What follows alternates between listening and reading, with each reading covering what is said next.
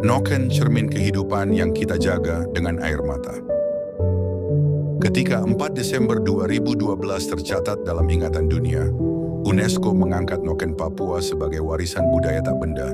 Dan sejak itu, dunia akhirnya tahu bahwa anyaman sederhana dari tangan mama-mama Papua bukan sekadar tas, melainkan napas, doa, air mata, dan harga diri sebuah bangsa.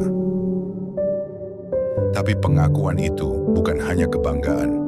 Ia adalah peringatan bahwa sesuatu yang indah bisa hilang jika tidak dijaga oleh cinta, oleh tangan-tangan yang masih ingin merajut masa depan.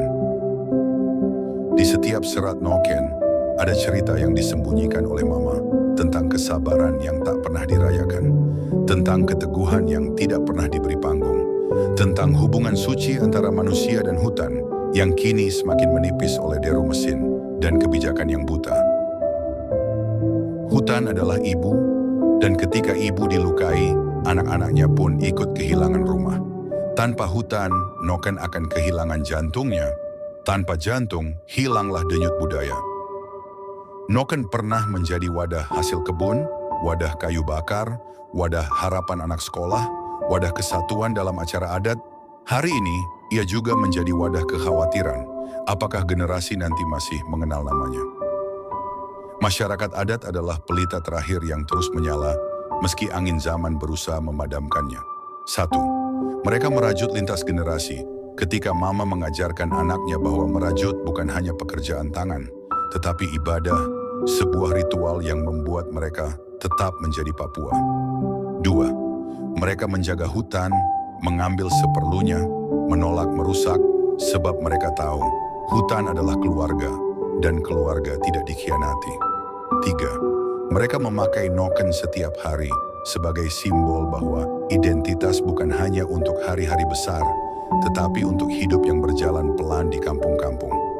4. Mereka membuat komunitas, festival, dan pasar, menjadikan Noken bukan sekadar tradisi, tetapi sumber hidup di tengah dunia yang semakin tak menoleh.